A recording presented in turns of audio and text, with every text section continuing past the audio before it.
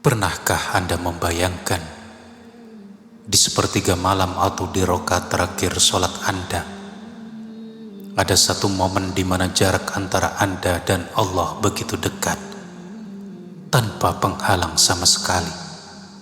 Dan di momen itu, Anda membisikkan nama anak Anda dengan 3 kata rahasia yang sanggup menggetarkan pintu langit. Banyak orang tua yang menangis mendoakan anaknya berjam-jam, tapi doa itu tak kunjung menembus langit karena salah memilih waktu dan kalimatnya.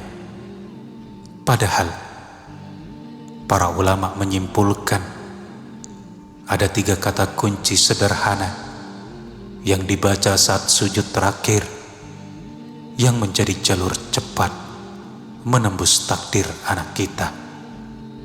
Sebelum kita bedah tuntas amalan mulia ini, pastikan Anda menekan tombol subscribe, like, dan nyalakan lonceng notifikasi di channel Serambi Surga ini. Bagikan juga video ini ke keluarga Anda atau sahabat Anda yang sedang berjuang mendidik anak-anaknya. Mari kita tabung pahala jariah secara bersama-sama.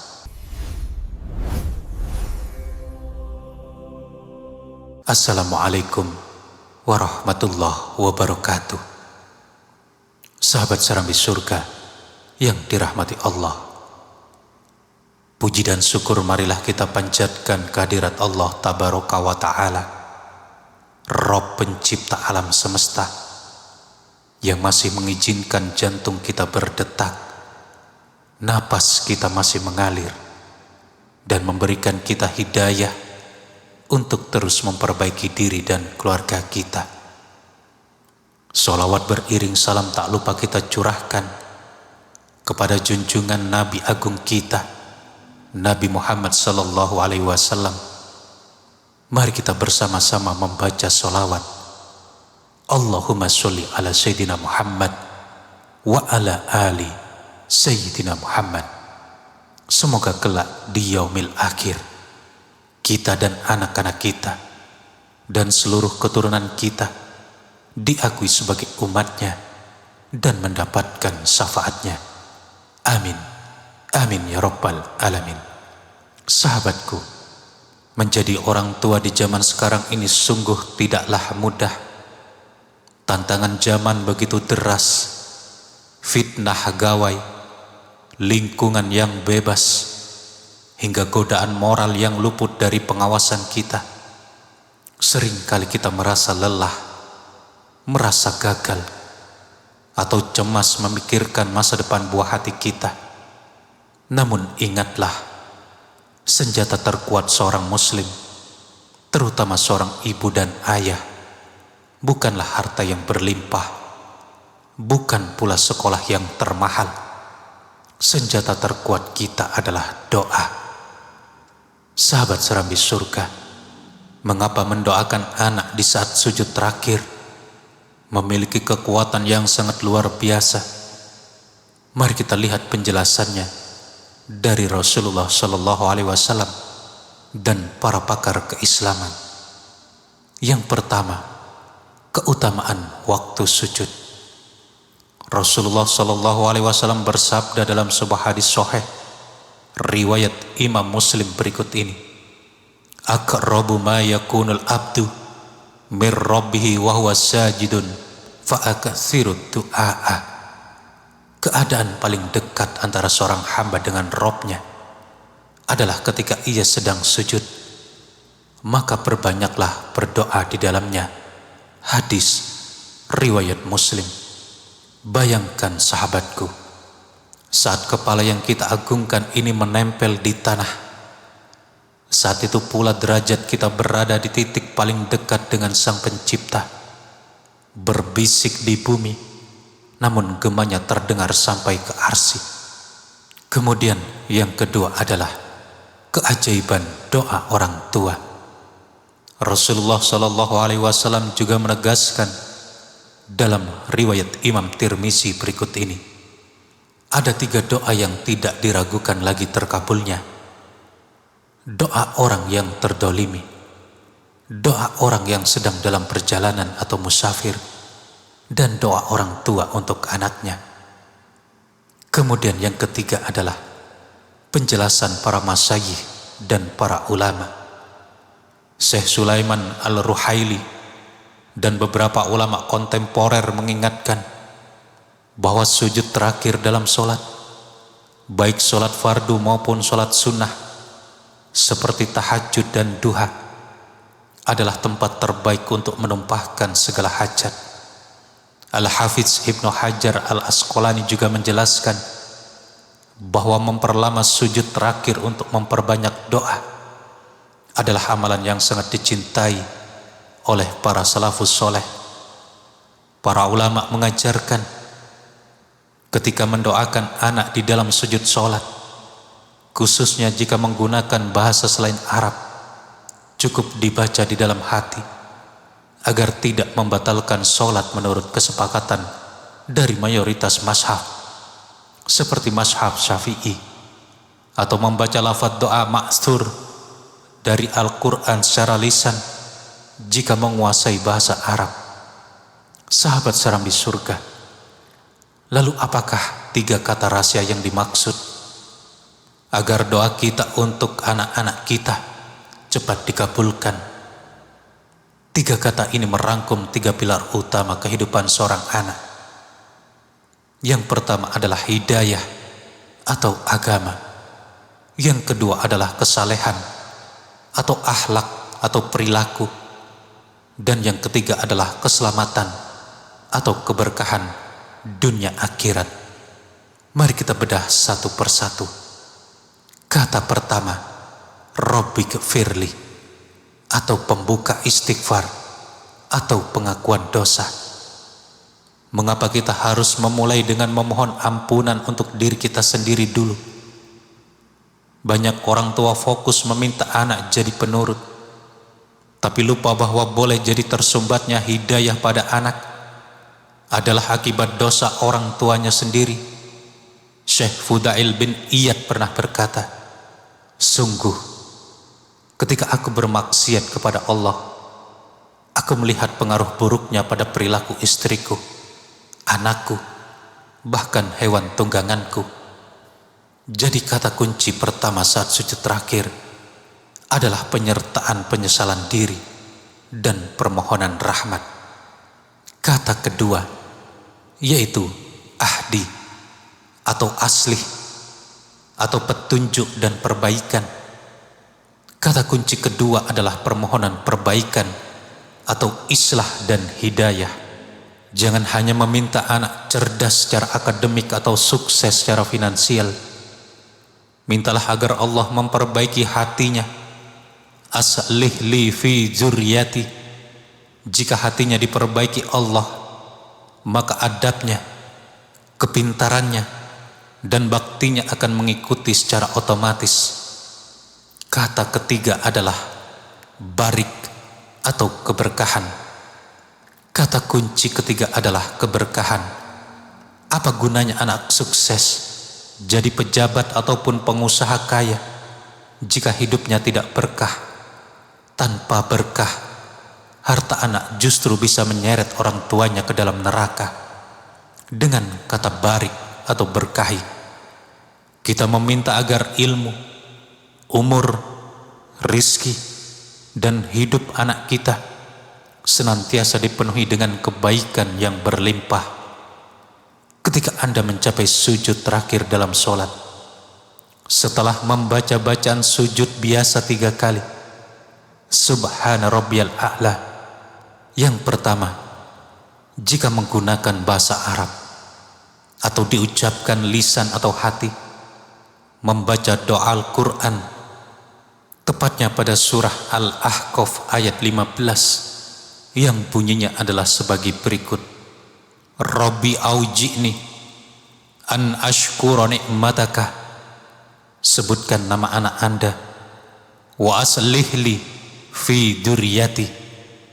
Saya ulangi, Rabbi auji'ni an ashkura ni'mataka, sebut nama anak Anda, wa aslihli fi dzurriyyati.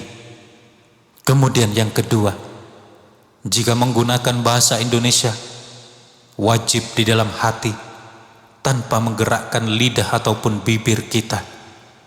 Cukup niatkan dan bisikkan dalam batin Anda 3 kali. Cukup niatkan dan bisikkan dalam batin Anda 3 kalimat intinya. Ya Allah, ampuni dosa hamba, perbaikilah akhlak dan hati anak hamba.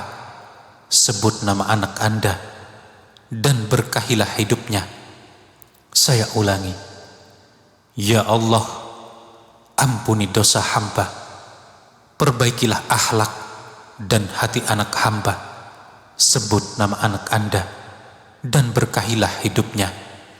Sahabat serambi surga, mari kita renungkan sebuah kisah nyata yang menggetarkan jiwa tentang kekuatan doa orang tua di dalam sujud. Dahulu di Mekah, ada seorang anak kecil yang sangat jahil dan nakal. Suatu hari, ibunya sedang menyiapkan makanan untuk tamu-tamu kehormatan yang datang ke rumah mereka. Makanan tersebut dimasak dengan sangat hati-hati. Saat sang ibu sedang sibuk, anak kecil ini secara tidak sengaja atau karena kelakuannya yang sangat aktif, mengambil segenggam pasir dan melemparkannya ke dalam kuali masakan yang siap disajikan untuk para tamu. Coba bayangkan, jika itu terjadi di rumah kita hari ini, apa yang akan keluar dari mulut kita? Mungkinkah makian, bentakan, atau bahkan pukulan, ataupun jeweran? Namun ibu dari anak ini adalah wanita solehah. Walaupun rasa kesal dan sedih melintas, beliau menahan lisannya dari mengutuk. Beliau hanya berteriak sambil mengelus dadanya, "Aduh nak, semoga Allah memberikan petunjuk untukmu. Pergi kamu. Semoga Allah menjadikanmu imam di Masjidil Haram." Anak kecil yang nakal dan melemparkan pasir ke kuali itu, sahabatku, puluhan tahun kemudian benar-benar berdiri di depan Ka'bah, memimpin jutaan umat Islam dari seluruh dunia. Anak itu adalah Syekh Abdurrahman As-Sudais, imam besar Masjidil Haram, yang lantunan ayat Al-Qur'annya hari ini kita dengarkan dengan penuh rasa haru. Ibu Syekh As-Sudais senantiasa mengiringi kemarahannya menjadi doa dan membasahi sujud-sujud malamnya dengan mendoakan anaknya. Tidak ada doa yang sia-sia di hadapan Allah. Sahabat serambi surga, agar doa sujud terakhir kita benar-benar menjadi pendorong terkabulnya hajat, ada beberapa hal penting yang harus kita perhatikan dan kita hindari. Yang pertama adalah mendoakan keburukan saat marah. Rasulullah SAW melarang keras orang tua mendoakan keburukan untuk anaknya, walau dalam keadaan emosi. Nabi bersabda yang artinya adalah sebagai berikut: janganlah kalian mendoakan keburukan atas diri kalian, anak-anak kalian, ataupun harta kalian. Jangan sampai doa itu bertepatan dengan waktu terkabulnya doa. Kemudian yang kedua, terburu-buru dan putus asa. Banyak orang tua berkata, "Ustadz, saya sudah berdoa di setiap sujud selama sebulan, tapi anak saya kok makin nakal." Ketahuilah, Allah sedang menguji kesabaran dan keikhlasanmu. Doa orang tua adalah tabungan spiritual. Boleh jadi doa itu tidak mengubah anakmu hari ini, tapi menyelamatkannya dari kecelakaan 10 tahun yang akan datang, atau menjadikannya hamba yang bertobat di akhir hayatnya. Kemudian yang ketiga, membaca doa bahasa Indonesia secara lisan saat sholat. Peringatan fikih Menurut jumhur ulama, membaca doa menggunakan bahasa selain Arab secara lisan atau diucapkan dalam sholat fardu dapat membatalkan sholat. Karena itu, praktekkanlah secara benar, ucapkan dalam hati tanpa menggerakkan bibir, atau gunakan lafaz doa Al-Quran ataupun hadis dalam bahasa Arab jika dilafazkan. Sahabat serambi surga yang dicintai Allah, hari ini coba tatap wajah anak-anak Anda saat mereka sedang tertidur lelap di kamar mereka. Lihatlah kepolosan di wajah mereka, tatap tangan kecil mereka yang kelak akan tumbuh dewasa. Ingatlah saat pertama kali mereka lahir ke dunia, saat tangisan pertama mereka memecah kesunyian ruangan. Betapa bahagia dan harunya kita saat itu. Namun, tanya pada diri kita masing-masing, sudahkah kita menjadi pahlawan tak terlihat bagi masa depan mereka?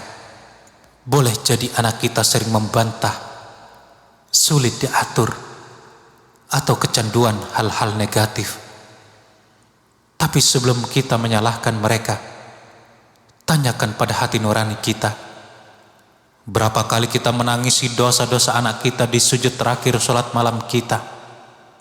Atau jangan-jangan kita lebih sering memarahi mereka di siang hari daripada mendoakan mereka di heningnya malam. Ayah, ibu, pintu rumah mungkin bisa terkunci, pintu hati manusia bisa tertutup, namun pintu langit tidak pernah terkunci untuk doa seorang ibu dan ayah. Selagi napas masih dikandung badan, jangan pernah berhenti bersujud. Sebut nama anakmu satu persatu di sujud terakhirmu. Ya Allah, selamatkan si fulan, lembutkan hati si fulani, jadikan mereka tabungan surgaku.